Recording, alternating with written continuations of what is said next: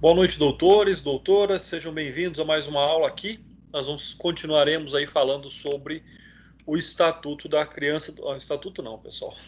Nós falaremos sobre o Estatuto do Idoso, né? Nós falamos tanto sobre o Estatuto da Criança e Adolescente, mas agora é a vez de falarmos aí sobre o Estatuto do Idoso. Confirmem para mim, por gentileza, se estão me ouvindo bem. Boa noite, professor. Oi, Camila, boa noite, obrigado. Pessoal, então vamos lá, vamos retomar de onde paramos.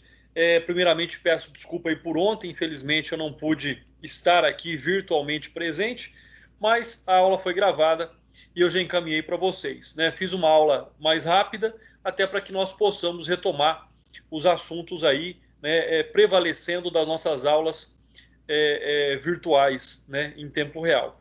Então, fiz só um apanhado sobre o nosso conteúdo da matéria de ontem, apenas os artigos 313, 313A e 313B, dando continuidade aos nossos assuntos. E aí, semana que vem, então, retomaremos as nossas aulas de direito penal também. Né? Ontem foi aí uma eventualidade de serviço, não foi possível que eu estivesse aqui. Então, só para justificar também minha ausência de ontem, hoje normal, vamos em frente. Bom, pessoal, nós vamos retomar aqui a partir do artigo 10 do Estatuto do Idoso. Então, o que nós vamos falar hoje? Nós vamos começar a falar aí sobre o direito à liberdade, ao respeito e à dignidade. Não há aqui, né, mais do que se demonstrar a importância desses três direitos fundamentais. Né? Nós falamos da liberdade, aquilo que nos mantém, logicamente, aí vivos e nos dá a condição de sermos sujeito de direitos que usam e gozam desses direitos. Então, essa é uma perspectiva extremamente importante. Né? Quando nós falamos aqui ao respeito, né, e a dignidade, parece ser a mesma coisa, mas não são. Né? O respeito e a dignidade, por mais que eles se completem e se sustentem, são, logicamente, aí direitos diferentes. Então, esse é um outro aspecto do qual nós temos que observar.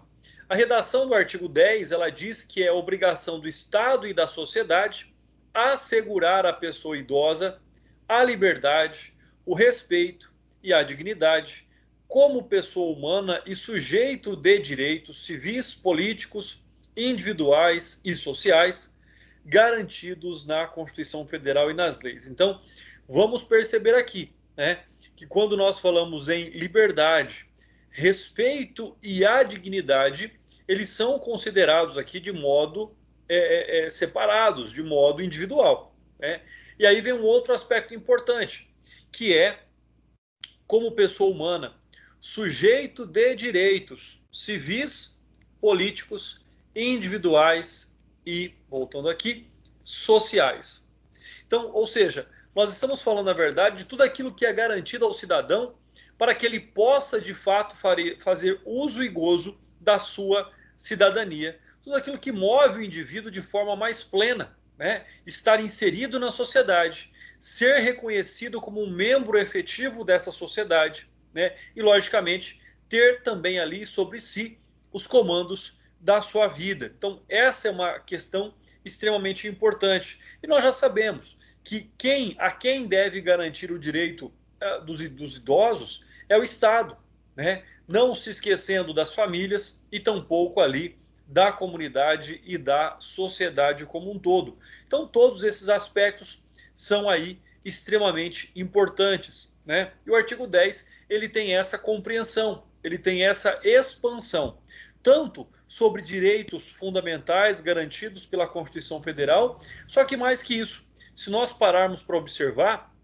o artigo 10, ele tem ali, né, aquilo que é garantido, aquilo que é determinante à pessoa humana. Então nós entramos aí também, né, sobre todas as legislações, sobre todos os ordenamentos jurídicos internacionais dos quais o Brasil é signatário, né? Então a Convenção Interamericana de Direitos Humanos, a própria Convenção, né, de Direitos Humanos. Então, tudo aquilo que é relativo à garantia de ser humano, né, direitos mínimos e fundamentais, a sua sobrevivência com respeito, com dignidade, com liberdade, estão extremamente ali relacionados. Então, esse é um aspecto que nós devemos observar. Um outro aspecto é que, entre os primeiros, já nos incisos, o Estatuto arrola uma lista de direitos de liberdade que devem ser assegurados. Então, esse é um outro fato também que nós não podemos aqui desconsiderar. O fato de que, além do idoso ter direito à liberdade, nós sabemos que a liberdade do idoso ela é diferente, por exemplo, da liberdade da adolescente, da criança. Né? Por quê? Porque o idoso é uma pessoa maior de idade, é uma pessoa capaz, isso como regra geral, é lógico, né? Existem as exceções também da inimputabilidade, das doenças incapacitantes, mas de regra ele é uma pessoa que tem toda a autonomia de discernimento, mas por vezes não tem ali, por exemplo, a autonomia, né, de locomoção, a autonomia ou a condição plena de poder usufruir aí desses seus direitos. Então, quando nós tratamos aqui dos direitos de liberdade, né, nós temos que levar em consideração tudo aquilo que nós falamos na aula passada, que é a questão do respeito, né, que é a questão e o fato do idoso não ser violado na sua integridade física, que já é abalada pelo próprio tempo, né, que já é degradada pelo próprio tempo, psíquica, né, porque não deve ser fácil envelhecer. Eu vejo muitas pessoas dizendo, olha, minha cabeça é nova, mas o meu corpo não. Né? Eu ainda tenho planos, eu ainda tenho sonhos, eu penso. Então a pessoa ela não perdeu a vontade de viver, mas ela vê que a sua vida vai esvaindo-se. Então essa inviolabilidade da integridade física, ou seja, isso significa dizer que essa integridade física, quando nós relacionamos ela à liberdade, ela está relacionada ao fato da liberdade também do direito de ir e vir, né? Da acessibilidade, ao fato de que o indivíduo tem toda essa condição, ou deve ter toda essa condição, eu tava lá no de poder aí, de uma forma completa, de uma forma específica, né, também adentrar aos locais, também ter a condição de exercer a sua liberdade de ir e vir. Então, a adaptabilidade, né, toda essa necessidade, ela é extremamente importante. Quando nós falamos ainda aqui sobre a moral, abrangendo a preservação da imagem, da identidade, da autonomia, né, que é aquilo que nós até comentamos um pouquinho ali a semana passada pelas análises das experiências e das perspectivas pessoais de cada um. Né? Ou seja, será que de fato a imagem do idoso é preservada como alguém titular de direitos que é fundamental e importante para a sociedade? Né, da identidade dele, em reconhecimento ao direito, da contribuição social que esse idoso já deve, de algum momento, de alguma forma, ter prestado para a sociedade que nós vivemos hoje, da autonomia. Será que o idoso tem autonomia? Ou será que o idoso tem que ser submisso à vontade dos outros, né? De valores, de ideias e crenças, né? Falamos bastante isso, o Flávio comentou bastante sobre essa questão, né, da doação do idoso, da fé do idoso, né, das ideias dos idosos, dos espaços e dos objetos pessoais. Então, olha quantas características nós temos aqui que preservar, né? Quantos direitos que aquilo que, salvo engano, foi a Camila que disse, e disse muito bem, né? Se fôssemos uma sociedade diferente, não precisaríamos ter uma lei para cada detalhe. Por que nós não precisaríamos ter uma lei para cada detalhe? Né? Porque é o que acontece hoje em dia, nós temos leis para os detalhes. Porque o Código Penal já fala sobre os crimes, né? A Constituição Federal já fala, mas não, nós temos que ter uma lei para o idoso, nós temos que ter uma lei para a criança e o adolescente, nós temos que ter uma lei para a mulher, nós temos que ter uma lei para o negro, nós temos que ter uma lei para o deficiente, nós temos que ter uma lei para aqueles que a sociedade não respeita. Né? E olha como isso é algo extremamente difícil de nós aceitarmos. Né? É difícil de nós aceitarmos uma sociedade tão decadente e pior que isso. Né? Se já não fosse necessário criar leis específicas para especificidades que não deveriam existir, né? Não deveria existir diferença entre homem e mulher, não deveria existir diferença entre branco, preto, amarelo, não deveria existir diferença entre jovem, mas todos deveriam ter os seus direitos garantidos, né? E nem assim, e nem com essas leis especificistas nós conseguimos garantir o direito dessas pessoas. Então, essa é a perspectiva que nós vemos. É a perspectiva de uma sociedade que não adianta falar em lei, que lei nós temos, né? Não adianta falar em políticos, não adianta esperar que o Estado faça a sua parte, enquanto as próprias pessoas que compõem o meio social não a fazem. Então, esse é um grande aspecto. Essa é a grande reflexão que nós, que estamos aqui, que temos o privilégio, né, de estar debatendo as leis, o futuro da nossa nação e da nossa sociedade, nós temos que fazer essa reflexão, né? Nós temos que levar isso adiante. Esse é o grande aspecto, é a grande perspectiva aqui do nosso estudo. E ainda por fim, exige o Estado que todos devem agir para assegurar a dignidade do idoso, distanciando-os de qualquer conduta desumana, violenta, aterrorizante, vexatória ou constrangedora. Exato, mas isso acontece principalmente dentro da casa dos idosos, pelas pessoas mais próximas dos idosos, né? Então, como é que a sociedade vai intervir naquilo que não é a convivência, não é a rotina dela? É muito difícil nós pensarmos dessa forma também, né? Aquele que tem a obrigação legal, aquele que tem ali a proximidade e o dever, né? Não vou nem falar em dever legal, mas em dever moral de fazer e de agir e de prover aquilo que é direito e necessário ao idoso, de regra, não faz. Isso, como eu sempre falo, via de regra, logicamente, que as exceções, elas existem. Então, essa é uma questão aí que nós estamos debatendo hoje, sobre esses aspectos, né, do direito à liberdade e tudo aquilo que está ali, logicamente, circundando a liberdade, ao respeito e à dignidade dos idosos, né?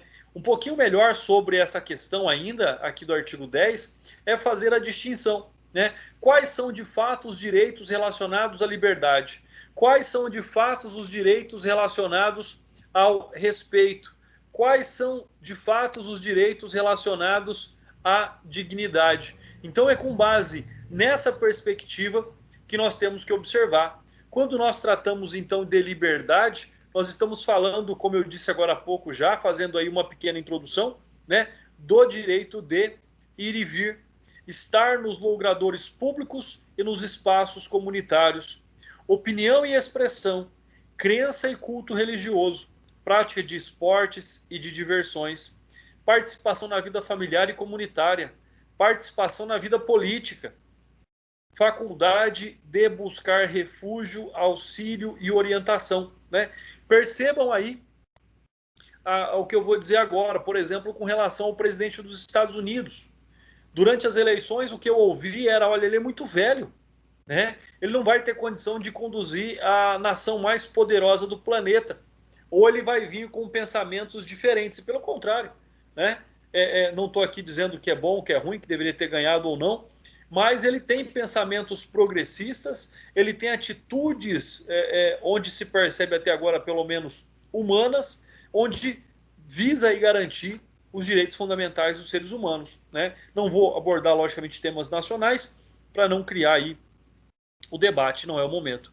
Bom, quando nós tratamos do respeito, pessoal, lógico, sempre fiquem à vontade para participar, tá bom? Eu vou aqui falando, mas qualquer intervenção será sempre bem-vinda. Quando nós falamos do respeito, e aí ela é muito além daquilo que se pode imaginar. Não é simplesmente um acatamento, não é simplesmente uma concordância, né? Não é simplesmente a demonstração de respeito, mas é a ação de respeito. Isso é mais importante do que demonstrar o respeito, é agir para com respeito ao outro. Ou seja em relação à integridade física, à integridade psíquica, a integridade moral, né? Mediante alguns estudos que são realizados sobre o tema de violência física e violência psíquica, é comprovado por esses estudos que a violência psíquica ela ultrapassa em N vezes às violências físicas, né? E isso é algo extremamente diferente, isso é algo extremamente grave. Por quê? Porque a violência física ela deixa marcas aparentes, visíveis, enquanto a violência psíquica, a violência moral, ela acontece muitas vezes de forma velada. É o que eu disse, não respeitar, é o ato de respeitar. Então é algo diferente. Aí eu respeito, tá, mas com que atitudes você respeita? Essa é a pergunta. Né? Ah, não, mas eu respeito porque eu deixo lá no canto dele. Não, isso não é respeito. Né? Respeitar não é somente não contrariar. Respeitar não é somente não impor. Então, a integridade física, psíquica e moral, logicamente que elas são ali extremamente importantes para a garantia, para a efetividade desse respeito, mas com atitudes, com atos que garantam essa preservação. Né? E falando em preservação, aí a preservação da imagem, a preservação da identidade. O que é identidade? Né? Nós já falamos bastante sobre isso e com certeza vocês também já ouviram bastante sobre isso no curso de Direito. O que é a personalidade, né? O que é essa identidade? A identidade é o que nos torna distintos um do outro. Né? Identificar alguém é determinar que ele é totalmente diferente de todos os demais, que esse ser é único em suas qualidades, em seus defeitos, em tudo aquilo que deve ser preservado, porque com a extinção de um ser, logicamente, aquilo que existia somente nele passa a não existir mais. Então, essas características, elas são extremamente importantes, né? Preservação da autonomia, isso é fantástico e é necessário para, e principalmente para os idosos, né? Preservação da autonomia, valores, ideias e crenças. Né? Ah, mas ele é uma pessoa antiga, ele como é que se fala? Ele é ignorante. Eu vejo sempre a falar essa palavra, né? Como se fosse algo extremamente ruim ou depreciativo. Ignorante simplesmente é aquilo que não conhece. Eu posso ser ignorante em N áreas do conhecimento, e isso não me torna uma pessoa pior que a outra. Ignorar é não conhecer, é a oportunidade que nós temos para ensinar. Né? Ah, o idoso ele é ignorante na vida digital, ensine ele. Né? O idoso ele é ignorante em tal ele é ignorante, por exemplo, com a questão de gênero. Ensine ele, mostre para ele a diferença. Né? Dê a ele a oportunidade do conhecimento. Nunca é tarde para aprender, nunca é tarde para conhecer. E eu tenho na minha vida grandes exemplos, né, de colegas de trabalho, de professoras que trabalham comigo, tanto no curso de Direito quanto no curso de Medicina. Né? Eu digo que um dos grandes exemplos que eu vejo como envelhecer com qualidade, envelhecer com dignidade, envelhecer com conhecimento. Posso até citar, porque para mim é um grande privilégio trabalhar com essa pessoa, que é a doutora Brígida, aí de Fernandópolis, médica, né, responsável pelo Hemocentro de Fernandópolis. Então, é uma pessoa que eu admiro ela extremamente. É uma pessoa que eu tenho maior carinho, maior respeito, e eu, cada vez que eu troco uma palavra com ela, com certeza é uma lição de aprendizado para mim, porque eu vejo que é uma pessoa que envelhece, talvez fisicamente, talvez pelos seus cabelos brancos, né? Mas como tem capacidade de ensinar a gente, de ensinar a viver, de ensinar a compreender determinadas situações. Então, essa preservação da identidade, ela é fundamental. Né? Guardem isso, a identidade ela é única. Né? Num dos livros que eu li sobre o assunto, diz que cada ser humano que morre é uma certa extinção que acontece, né? Porque características únicas nunca mais existirão. E é uma realidade. Isso me fez refletir bastante sobre esse assunto. Preservação, como eu disse, da autonomia, de valores, ideias e crenças. Preservação dos espaços.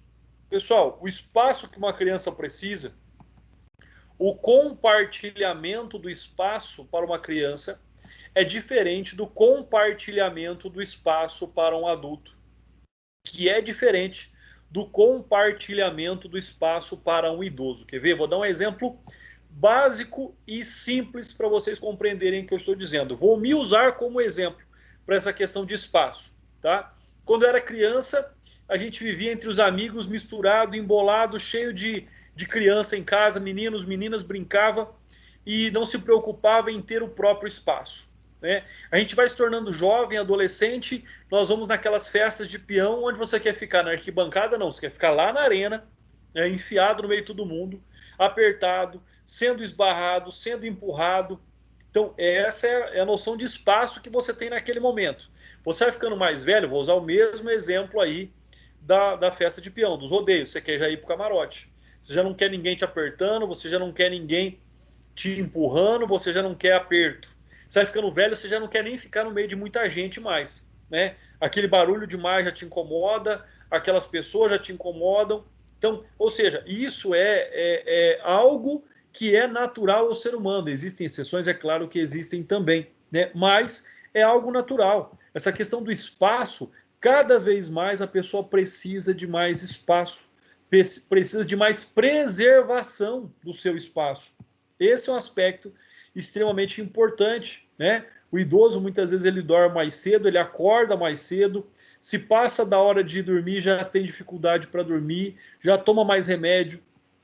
Então, isso é um fato extremamente importante, né? A preservação dos objetos pessoais. Quantas vezes o idoso ou uma pessoa de mais idade que você vai te chamar a atenção porque você não preserva os seus objetos pessoais ou não preserva os objetos pessoais dele como ele quer, né? É aquela história, você se tirar do lugar, coloca no mesmo lugar, porque ela tem essa concepção de espaço e de objeto diferente de nós, né?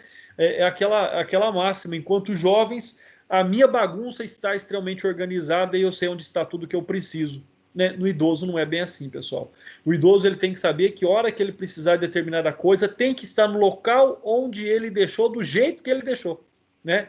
É aquela história, a pessoa passa, você mudou o copo 10 centímetros para um lado, ele vai voltar e vai colocar o copo 10 centímetros para o lado inverso onde estava. E essa é uma realidade, né? E aí muitas vezes nós não compreendemos, nós não entendemos, nós não respeitamos, até que nós, logicamente, começamos a envelhecer e se fizermos uma autorreflexão, nós vamos ver que nós estamos também buscando mais espaço. E nós também estamos buscando aí uma preservação melhor, maior e nossa, do nosso jeito, sobre os nossos objetos pessoais.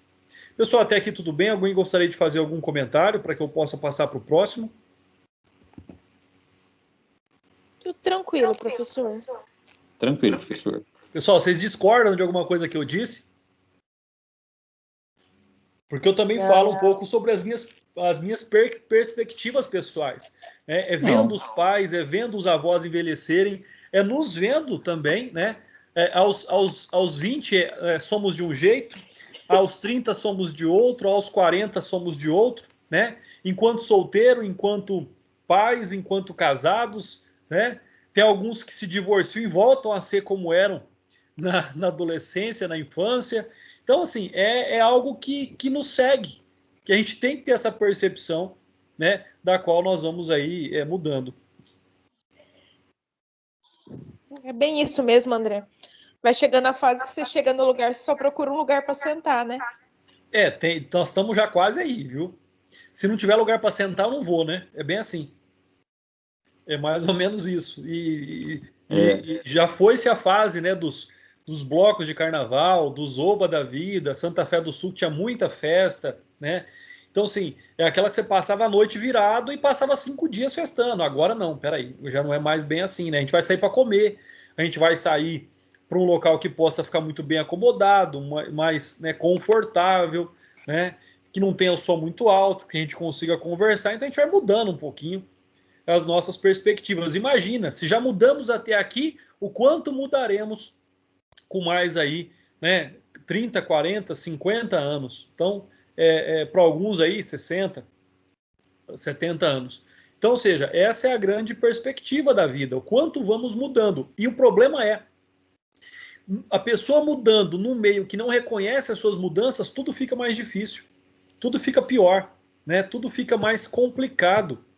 Quando nós falamos em valor relacionado aqui à dignidade, né, nós temos um outro aspecto que é também extremamente importante. Se nós falarmos em dignidade, né? A dignidade, pessoal, é aquilo que existe de mais íntimo e pessoal. Ou seja, né, a dignidade é aquilo que nós temos, né, de uma forma extremamente importante. A dignidade, ela está diretamente relacionada aí ao repúdio ao tratamento desumano, ao repúdio ao tratamento violento, ao repúdio ao tratamento aterrorizante, ao repúdio a tratamento vexatório, repúdio a tratamento constrangedor, né? E olha só, muitas vezes essa questão do vexatório, do constrangedor, começando aqui, como se diz, né, do fim para o começo, o fato de um idoso estar numa fila de banco e não ter ali no banco um banheiro à disposição dele, vai gerar uma condição vexatória, vai gerar uma condição da qual ele esteja lá inserido de forma constrangedora, né? Ou vamos pegar um outro exemplo para vocês entenderem melhor o que eu estou dizendo, para uma mulher grávida, né? Ou seja, onde toda a compressão ali da gestação faz com que ela utilize, né, com que ela urine mais vezes. E o idoso também, por vezes, ele já tem um pouquinho ali, como dizem, né, no cotidiano, sem usar aqui termos técnicos, né, já tem um pouquinho mais, né, da bexiga solta. Então, ou seja, quantas vezes a gente pode se deparar com uma situação dessa porque questões mínimas de respeito não foram efetivas e vão gerar ali um dano à dignidade daquela pessoa. Então, todas essas questões, né, é o que eu disse, o respeito não é só por intenção, mas é por atos, porque são os atos que geram um tratamento desumano, são os atos que geram um tratamento violento, e seja uma violência física, psíquica ou moral, ou uma violência com relação à imagem. O repúdio ao tratamento aterrorizante. Pessoal, para alguém que vê que a vida está terminando, que vê que a morte está se aproximando, deve ser aterrorizante. Deve ser aterrorizante. O que apazigua isso, o que gera um conforto para isso, por vezes, são os valores, os ideais e as crenças. Então, todos esses aspectos que nós comentamos aqui, né, passam, e eu sei que passam, e eles passam desapercebido todos os dias por nós. Nós nunca vamos pensar, né, isso com certeza não é algo que deve e não pode passar corriqueiramente pela cabeça de ninguém, que daqui a alguns anos talvez nós não tenhamos nossos pais por perto. Nós vamos perdê-los, os nossos avós. Se para nós pensar sobre isso já gera, né, um temor, um medo, imagina para eles. Imagina para eles. Então, essas características, essas questões, elas devem nos trazer aqui a reflexão, né, de gerar tudo aquilo que é garantido, tudo aquilo que é mínimo, para que essas pessoas tenham quanto tempo de vida elas tiverem, com amor, com dignidade, com respeito, né? Se sintam acolhidas, amadas, sintam-se importantes para aqueles que estão ali ao seu redor. Olha aí o que diz o artigo 11, né? Um artigo extremamente importante também. Importante por quê? Porque se vê, entre o artigo 11 e o artigo 12, se vê muitos idosos abandonados. Né? Nós vemos muito, é muito corriqueiro ver os filhos, e principalmente filhos menores, pedir alimento aos pais. E para o pai que não paga alimentos, o que a gente fala? Nossa, que absurdo. Que monstro esse pai que não paga pensão alimentícia para o filho. E o inverso? E o pai que passa necessidade, o pai que ganha lá um salário mínimo, tem que pagar aluguel, tem que pagar água, tem que pagar luz, tem que comprar remédio. E esse pai entra com uma ação de alimentos contra os filhos. Né? Qual é a fala que se ouve num momento como esse? O que é que se escuta numa situação como essa? Será que a revolta contra os filhos é a mesma contra aquele pai que não paga alimentos para o seu filho menor de idade? Os inversos são os mesmos. Os direitos são os mesmos. A necessidade é a mesma. Mas talvez nós nunca tenhamos parado para pensar ou para fazer essa reflexão. O artigo 11 diz que os alimentos serão prestados ao idoso na forma da lei civil, o que vocês já estudaram em direito civil. O artigo 12, a obrigação alimentar é solidária, podendo o idoso optar entre os prestadores. Olha que situação, né? O idoso tem 4 filhos, tem um muito rico, tem 2 que vivem ali com dificuldade e tem um muito pobre. Ele é obrigado a cobrar os alimentos dos 4 de forma igual, né? Ele é obrigado a cobrar os alimentos dos 4 filhos, para que todos arquem de forma igual. É aí onde entra o princípio da equidade.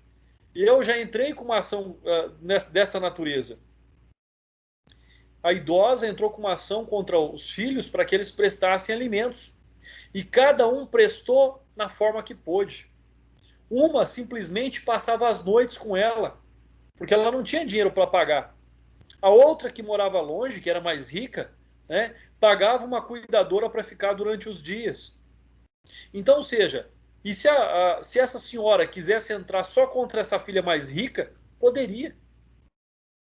Não é obrigado. Não é aqui, quando se fala obrigação solidária, eu posso escolher de qualquer um. Se eu entrar com a ação contra um, ele que denuncia os outros, a lide, né, para que cada um responda no limite da sua possibilidade. Até porque quando nós falamos em alimentos, eu que tenho pós-graduação também em Direito Civil e Processo Civil, por mais que eu não optei por não exercer, né, a advocacia, mas faz parte do nosso estudo também, nós sabemos que os alimentos eles estão ali balizados sobre o princípio da possibilidade / necessidade. Olha o quanto a pessoa pode pagar para o outro e o quanto o outro necessita. Não adianta que o outro necessite muito e eu tenha condição pouca. Eu não vou suprir a necessidade dele e tudo que eu não der vai faltar, e tudo que eu der vai faltar para mim, né? Até porque aquela velha máxima popular, rico não é quem mais tem, é quem menos precisa. Então, ou seja, sobre esses aspectos, quando nós tratamos aqui dos alimentos de forma solidária e que devam ser prestados nos termos da lei civil, a obrigação alimentar ela está prevista lá no artigo 1694. E o artigo 1694 diz: podem os parentes, os cônjuges ou companheiros pedir uns aos outros os alimentos de que necessitem para viver de modo compatível com a sua condição social, inclusive para atender às necessidades da sua educação. Os alimentos devem ser fixados na proporção da necessidade do reclamante e dos recursos da pessoa obrigada. Então, ou seja, nós temos aqui a figura do alimentando e do alimentante, né? O alimentante é o que alimenta, o alimentando é o que é alimentado. Então, preciso ver qual a necessidade do alimentando e qual é a possibilidade do alimentante. Isso tem que se buscar um equilíbrio.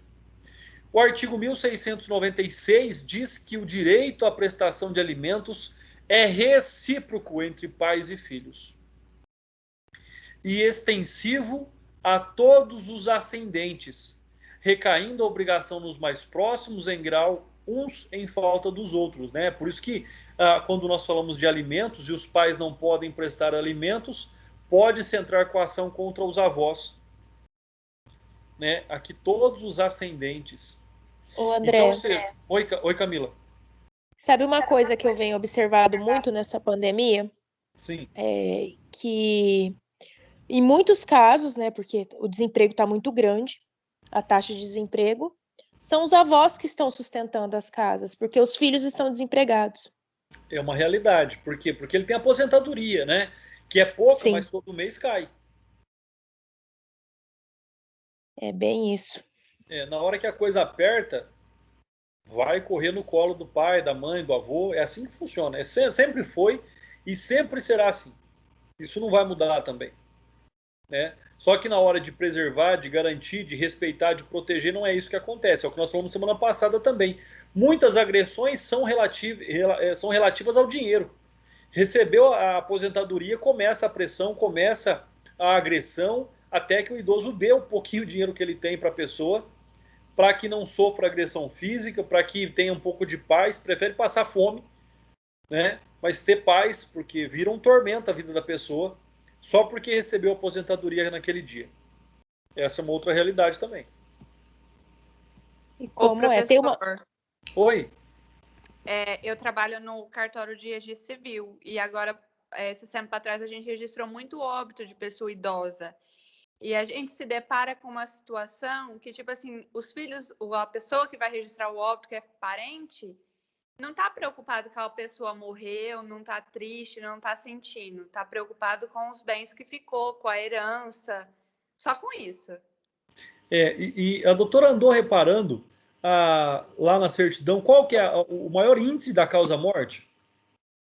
Ou é decorrência do Covid ou é Covid. E esse que é o grande problema, né? E é essa resposta que eu tinha certeza que a doutora ia dizer, sabe por quê? Porque eles não pegaram Covid na rua. Não, com certeza não. Foram os jovens que levaram Covid para dentro de casa e infectaram os seus idosos. Igual eu tenho minha avó já foi vacinada, e ela fala para mim, fala, Fia, por que que eu fui vacinada, sendo que eu tô dentro de casa, eu não saio, e você sai todos os dias para trabalhar? Exatamente por isso. Né? Além do que, de nós termos uma saúde, talvez aí um pouco mais resistente, né? Que hoje em dia não tá ajudando muita coisa com relação às novas cepas do Covid, mas é exatamente por isso.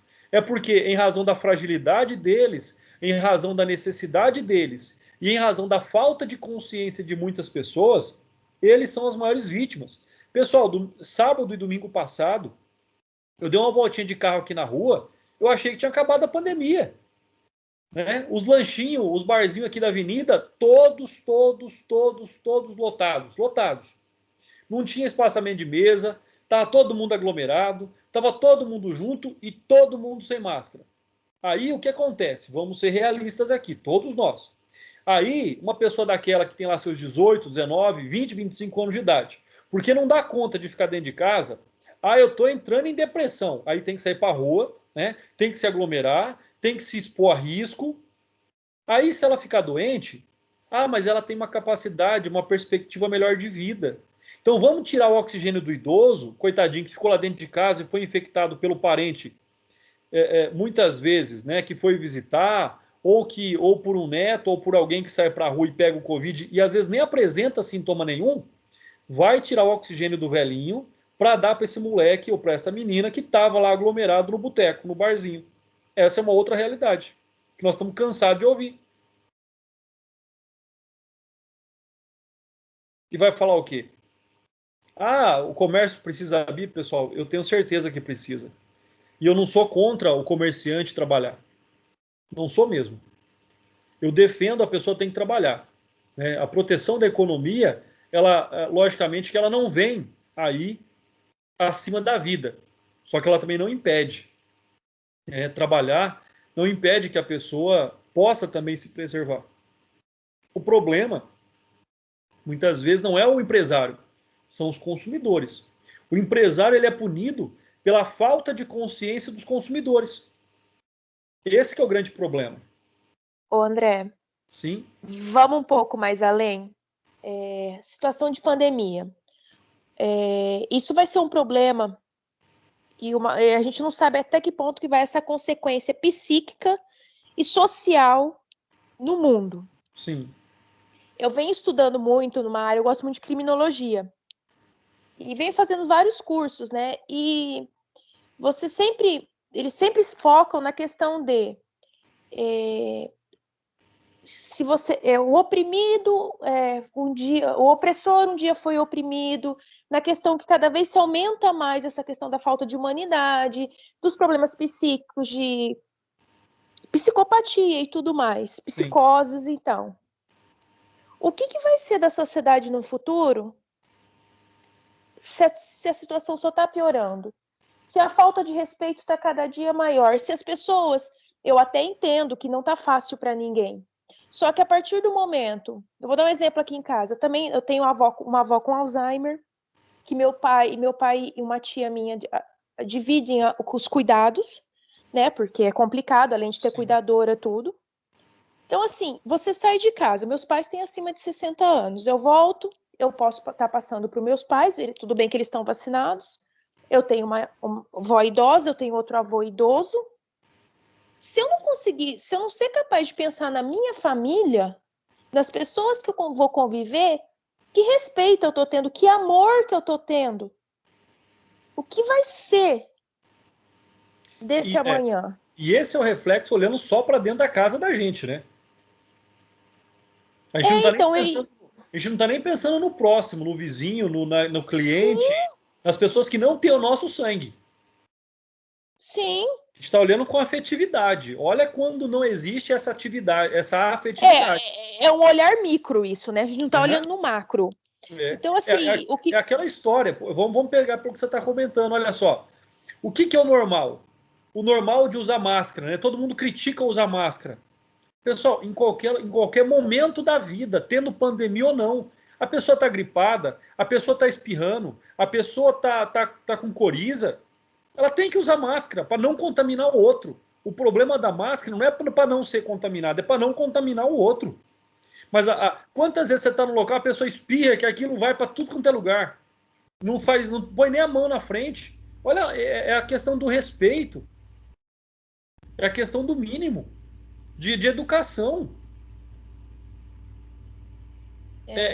Olhar para o micro é o que você está falando, Camila. A minha esposa está falando de tomar vacina. Minha esposa foi a primeira que foi vacinada aqui, porque trabalha na saúde, é a primeira. Mas ela já foi vacinada, já tomou a primeira, segunda dose, beleza. Mas ela ainda usa máscara. Ela chega do trabalho, ela não rela em ninguém, né? Eu estou fazendo ela tirar a roupa na cozinha para deixar lá fora já, para nem entrar com a roupa do serviço dentro de casa. Então, antes de dar um abraço na minha filha, antes de falar um oi para mim, vai tomar banho. Depois que você tomar banho, a gente conversa, né? E eu não preciso falar, isso é consciência, ela faz automaticamente. Então, não tem jeito. E eu fico assim, hoje eu passei por uma situação, na verdade eu passo isso diariamente. Hoje eu fiquei cerca de 30 minutos com uma mãe no telefone, por causa que separada do pai. Aí você imagina, né? Nenhum dos dois está pensando na criança. Não. Então eu fiquei tentando de forma educada, tentando ter também um pouco de sensibilidade com o que ela está sentindo, mas mostrando para ela que ela tem que ser racional em relação à criança. Sim. Agora, se os pais não têm a capacidade de pensar no equilíbrio emocional, na formação da criança, se passa toda a problemática dele para uma criança, você imagina o que vai fazer com um idoso. Sim, pior ainda. Pior ainda, porque a criança é dependente dele. O idoso, a partir de um momento, também é dependente dele. Sim. E aí ele fica sobrecarregado, ele acha que ele não dá conta de cuidar de nada e não tem obrigação de ninguém mais. As leis vão ter que ser cada vez mais rígidas. Mas aí que é o problema. As leis vão ser rígidas. E nós vamos punir, vai ter condição de punir todo mundo? Porque aí nós vamos gerar leis como nós estamos gerando agora, leis ou inaplicáveis ou impossíveis, né? Quando nós falamos, por exemplo, da Lei Maria da Penha, excelente a Lei Maria da Penha. Só que quando ela foi editada, nos 90 dias que se passaram da sua edição, aumentou a violência contra a mulher. Até hoje não se encontrou meio de garantir à mulher a defesa da sua integridade física, moral, psíquica e assim por diante. Então, ou seja, criar lei e não investir na educação e não mudar a conscientização também não adianta. Mesmo porque num assunto desse que você está falando, você sabe o que a mulher mais ouve? Apanhou porque quis. Apanhou porque quis, não larga porque gosta, é isso que a gente vai ouvir. Não entende a questão da dependência emocional, daquele vício que se criou, que foi construído pelo opressor em cima da oprimida. Camila, e agora você imagina com o idoso. Não entende o fato de que a mulher, quando casa, muitas vezes o marido fala assim, olha, não precisa trabalhar porque eu sustento a minha família, é minha obrigação de homem. E ele passa 20 anos sustentando e jogando na cara que ele está sustentando. Esse que é o grande detalhe também. E o idoso, a mesma coisa. O idoso é aquela história, se ele não tem aposentadoria, se ele não tem uma herança para deixar lá no final, como a doutora Gabriela falou, esse idoso ele é um peso. Né? Eu já ouvi dizer que o que conforta os filhos após a morte dos pais é a herança. Olha só. Então, e o que acaba de destruir a família, né? muitas vezes é o que acontece, né? Então, são situações onde nós vamos observando aí o fato de que falar em alimentos e alimentos recíprocos, que é a grande síntese do que eu vou falar aqui agora. Será que nós temos a mesma repulsa por um filho que não paga alimentos ao pai, como nós temos a repulsa ao pai que não paga alimentos a um filho menor? Quantas vezes eu ouvi falar, nossa, aquela pessoa não presta, abandonou o filho. E os filhos que abandonam o pai? Muitas vezes não tem essa mesma perspectiva. O artigo 1697 diz que na falta dos ascendentes cabe obrigação aos descendentes, guardada a ordem de sucessão e faltando estes aos irmãos, assim germanos como unilaterais. Então, sobre todo esse aspecto, quando nós falamos aí sobre o direito, sobre essa questão do sustento, o artigo 14 vem para complementar e dizer o seguinte: se o idoso e seus familiares não possuem condições econômicas de prover o seu sustento, impõe-se ao poder público esse provimento no âmbito da assistência social, né, que nós temos o benefício de prestação continuada, né, que é o LOAS, Lei Orgânica da Assistência Social. Então, ou seja, além dessa obrigação pessoal, né, em última hipótese, nós temos a obrigação estatal, né? Ou seja, nós temos aí um programa, nós temos um benefício previdenciário, benefício de prestação continuada. Agora você vai perguntar, André, quem tem direito ao BPC? Tem direito ao BPC aquele núcleo familiar onde cada um dos membros não ganhe mais do que 1/4 do salário mínimo. Ou seja, né, se tiver 5 pessoas numa casa e a renda familiar for de um salário mínimo, bom, aí ele tem direito ao BPC. Né? Se tem 4 pessoas numa casa e a renda familiar é de um salário mínimo para sustentar 4 pessoas, não tem direito ao BPC. Então, olha só, né, quando a gente ouve falar na internet, na televisão, né, a linha da extrema miséria, pessoal, essa é a linha da extrema miséria. Olha o artigo 34. Aos idosos, a partir dos 65 anos, que não possuam meios para prover a sua subsistência, nem de tê-la provida por sua família, é assegurado o benefício mensal de um salário mínimo nos termos da Lei Orgânica da Assistência Social, do LOAS. Parágrafo único. O benefício já concedido a qualquer membro da família, nos termos do caput, não será computado para fins de cálculo de renda familiar per capita a que se refere a LOAS. Né? Então essa é uma exceção, mas fora isso, qualquer coisa que a pessoa ganhe vai a ela impedir de ter qualquer outro tipo de benefício previdenciário ou de outra forma de amparo estatal na sua sobrevivência. Né? Voltamos lá na nossa primeira aula. Olha o que diz o artigo 203 da Constituição Federal, inciso 5º. A assistência social será prestada a quem dela necessitar. Pessoal, não é precisar, é necessitar. Necessitar é não tem outra alternativa. Ou tem isso ou não tem nada. Independentemente de contribuição à Seguridade Social. Por quê? Porque nós sabemos que pelo direito previdenciário, né, os benefícios são retributivos. Eu primeiro pago para depois receber. Quem não paga não tem direito, salvo algumas exceções. Inciso 5º. A garantia de um salário mínimo de benefício mensal à pessoa portadora de deficiência e ao idoso que comprovem, olha só, não possuir meios de prover a própria manutenção ou de tê-la provida pela sua família, como dispuser na lei. E como é que a lei dispõe? Artigo 20 da Lei 8742 de 93, que é a Lei Orgânica da Assistência Social. O benefício de prestação continuada é garantia de um salário mínimo mensal à pessoa com deficiência e ao idoso com 65 anos ou mais que comprove não possuir meios de prover a própria manutenção, nem de tê-la provida pela sua família. Quais são os requisitos aí, então, para o BPC? Né? Benefício de prestação continuada. Idade igual ou superior a 65 anos, tanto para homem quanto para mulher. Impossibilidade de manter ou de poder ser sustentado por parentes.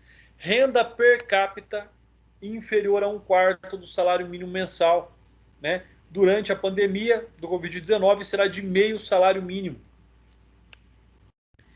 Esta renda será avaliada considerando-se o salário do benefício do esposo ou companheiro ou companheira, dos irmãos solteiros, dos filhos, dos enteados solteiros, dos menores tutelados, desde que residam na mesma casa, não importa a idade dessas pessoas. Exclui-se da renda do BPC somente ali, né? O BPC já concedido a qualquer membro da família não será computado para fins de cálculo de renda familiar per capita.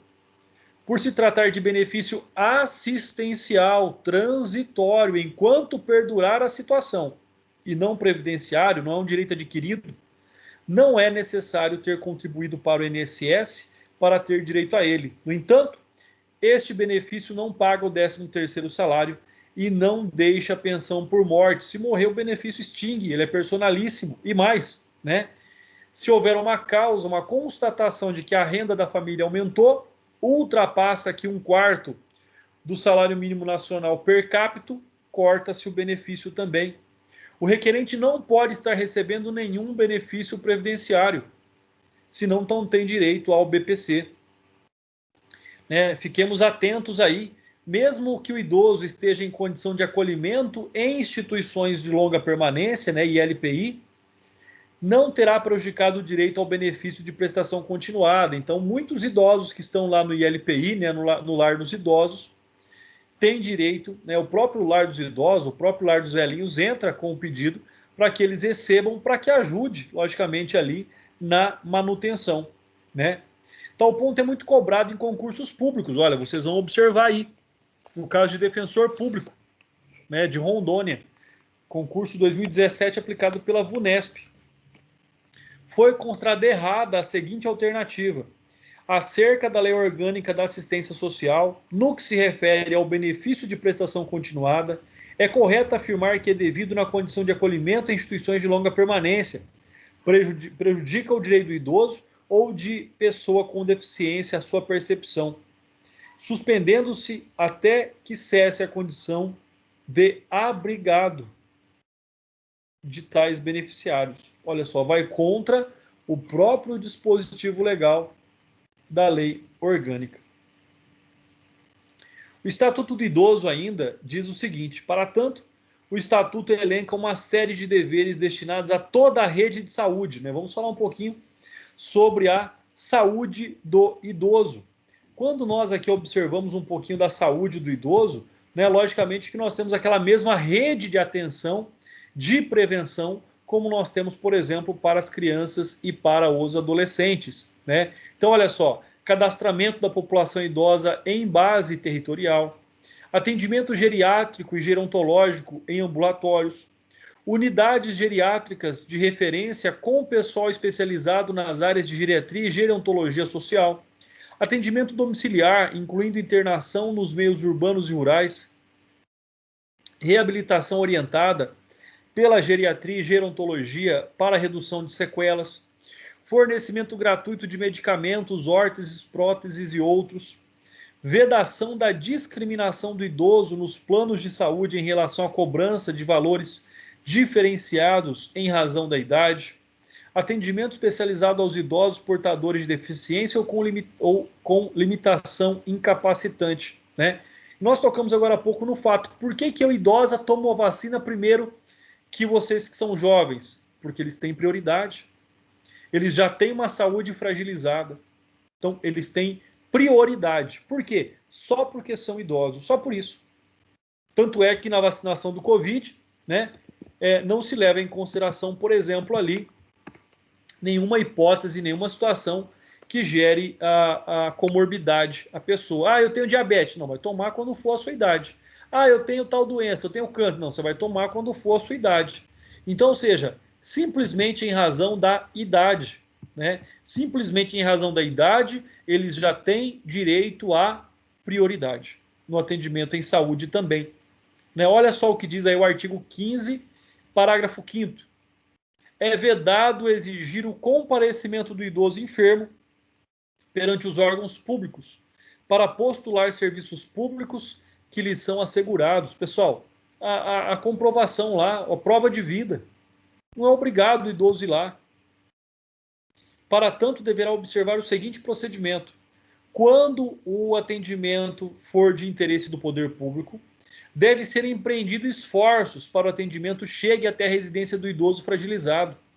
São raras as exceções, mas eu já vi, por exemplo, um juiz ir até a casa do idoso para ouvi-lo, né, num processo de aposentadoria, mas porque ele estava acamado, ele não podia se locomover, não tinha ambulância para levá-lo até lá. O juiz falou: não, eu vou lá então ouvir o idoso na residência dele. Foi ele e o escrevente de sala foram lá para ouvi-lo na casa dele. Olha que atitude, não vou dizer nem louvável, mas justa, né? Ah, esse juiz está acima da média. Não, ele fez o que deveria todo juiz fazer. É que quando alguém faz, parece, nossa, né? O cara é. Não, era obrigação de todos fazerem isso. Ele só fez o que a lei determina que seja feito. Então, essas são algumas questões. Quando o atendimento for de interesse do idoso, será permitido a este fazer-se representar por procurador legalmente constituído. É assegurado o atendimento domiciliar pela perícia médica do Instituto Nacional de Seguridade Social. Nunca vi isso acontecer. Nunca vi o perito do INSS ir na casa de nenhum idoso. Eu tive um cliente que estava com câncer de garganta, o INSS negou a aposentadoria para ele, dizendo não, ele tem condição de trabalhar e de manter a própria subsistência. Câncer de garganta. Meu cliente morreu antes de ser deferida a aposentadoria, para vocês terem uma ideia. Não viu o direito dele ser reconhecido. Uma das poucas ações previdenciárias que eu ainda tenho.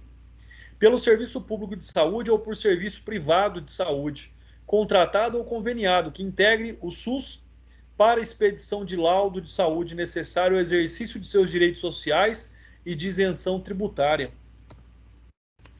Escolha do tratamento de saúde, pessoal. Hoje muito se fala aí da autonomia do paciente e não é em vão, né? Nós rompemos com aquele padrão tradicional da medicina onde o médico decide tudo. Isso acabou, né? Hoje nós temos o TECL, termo de esclarecimento e concordância ali, termo de concordância livre e esclarecido, né, do paciente, inclusive do idoso. Ele vai optar. A obrigação do médico é a seguinte: o médico dá o diagnóstico, o médico propõe a terapêutica e diz para o idoso qual é o prognóstico. Ou seja, olha, você está doente, nós podemos tratar assim, a possibilidade de você sarar de melhor é essa. E o idoso vai decidir o que ele quer para a vida dele. E ele tem autonomia para decidir. Então, sobre essas situações é onde nós observamos, né? Bom, olha só, caso não esteja, a opção será feita pelo curador quando o idoso for interditado, familiares quando o idoso não tiver curado ou este não puder ser contactado em tempo hábil, médico quando ocorrer iminente risco de vida e não houver tempo hábil para consultar o curador ou a família ou familiar, ou no caso o próprio médico, quando não houver curador ou familiar conhecido, caso em que deverá comunicar o fato ao Ministério Público, né? Uma outra questão importante aqui, né? Caso de suspeita de violência contra o idoso, quem tem que ser comunicado, né? No caso, esse idoso chega no ambiente de saúde e comprova-se uma violência, automaticamente, né, o Serviço de Saúde Público Privado deve comunicar à autoridade policial, Ministério Público, Conselho Municipal do Idoso, Conselho Estadual do Idoso, Conselho Nacional do Idoso, né? Logicamente que, acionando qualquer dessas autoridades, já está eximido de acionar as outras, mas é uma notificação compulsória. Olha o que está escrito aqui, né? Prática contra idosos será objeto de notificação compulsória. Se é compulsória, quer dizer que, se o funcionário público da saúde não fizer, responde por isso. Ele tem uma responsabilidade objetiva de agir, de fazer, né, essa notificação compulsória. Próxima aula, pessoal, nós continuaremos falando aqui sobre o direito à educação, esporte, lazer e cultura. Vamos fechando aqui a nossa tela. Se vocês tiverem alguma dúvida, estou aqui à disposição. Vou abrindo o sistema para poder fazer a chamada, pessoal.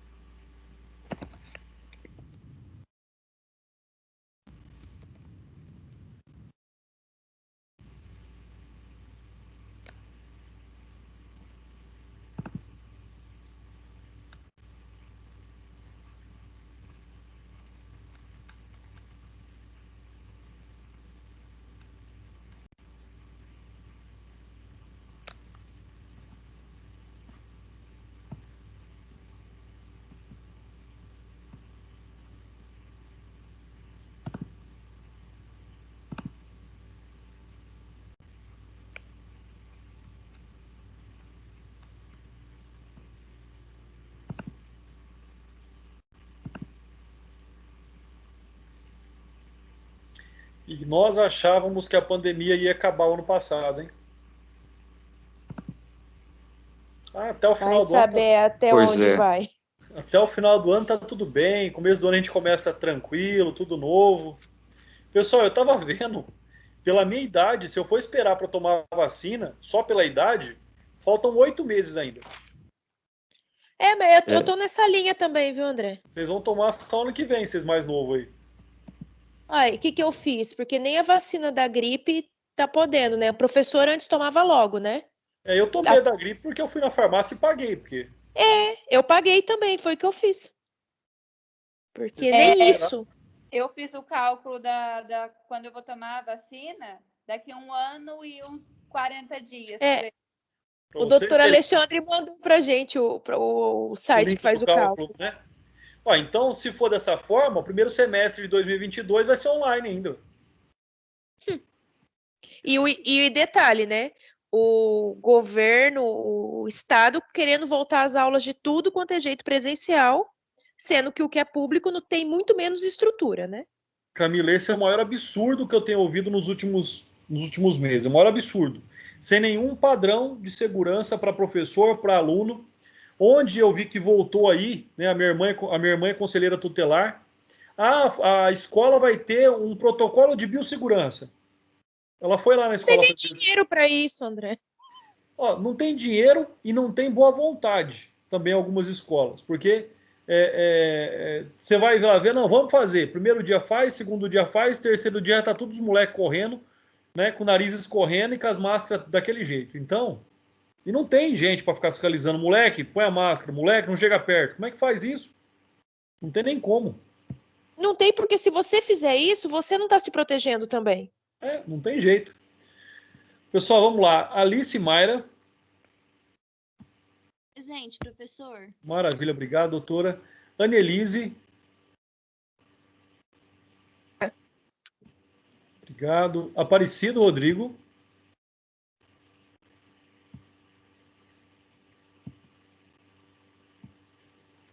Aparecido não veio hoje, não. Camila. Tá aí, Camila, ainda? Sim. Cleiton. Presente. Obrigado. Doutor Felipe, brasileiro. Presente, professor. Flávio José. Presente, professor. Obrigado. Gabriela Fernandes. Presente. Igor. Presente. Obrigado. Isabela Nayara. Ela vai se manifestar, professor. Já vi aqui. Obrigado, Isabela. João Guilherme. Deixa eu ver aqui no chat. Deixa eu abrir aqui.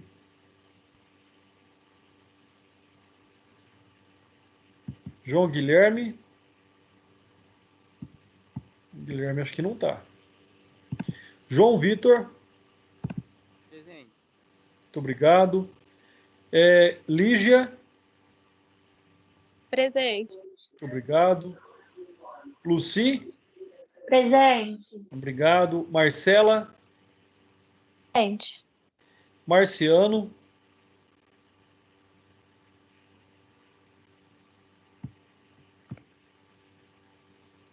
Presente. Marciano, obrigado. Murilo. Presente, professor. Muito obrigado. Rafael. Pera aí, mano, professor Sérgio. Alô, Rafael. Presente. Obrigado. Rosenberg.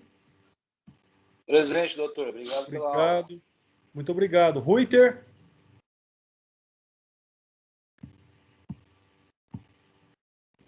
Alô, Ruiter. Samuel. Presente, doutor. Obrigado. Silvana.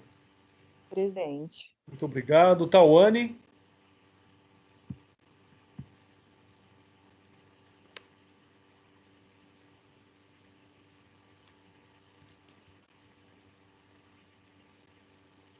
Tawane, se você estiver me ouvindo, meu celular está sem bateria, viu? De vez em quando você manda mensagem aqui no WhatsApp falando a presença, eu tô sem celular hoje, viu? Você me dá um jeito aí de me avisar de outra forma.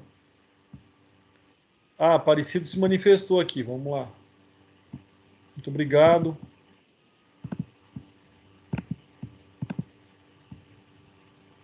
Beleza, sem problema, Aparecido. Fique em paz. Tá tudo certo. Então, Tawane, não consegui saber se ela está presente, não vi aqui. Valdinei, está presente? Presente, doutor. Obrigado. Tawane, já vi sua manifestação, obrigado também. Vânia? Presente. Obrigado. Vitor de Oliveira? Alô, Vitor? E William? Presente, doutor. Obrigado, pessoal. Forte abraço a todos. Uma excelente noite. Bom Professor. final de semana. Fiquem com Deus e muita saúde para vocês. Professor, Oi? interrompendo o senhor um instante, é Vinícius. Eu entrei em contato com a secretaria em relação à matéria, que desde antes eu falei com o senhor da chamada. Não consta ainda? Doutor, ainda não. Tranquilo, então. Certo? Tá joia? Tá joia. Obrigado, viu? Viu? Um abraço, tudo de bom. Tchau, tchau, igualmente. Doutor, um abraço. Boa noite. Obrigado pela aula. Tudo de bom, Boa pessoal. Eu noite, que agradeço a professor. presença de todos vocês, viu?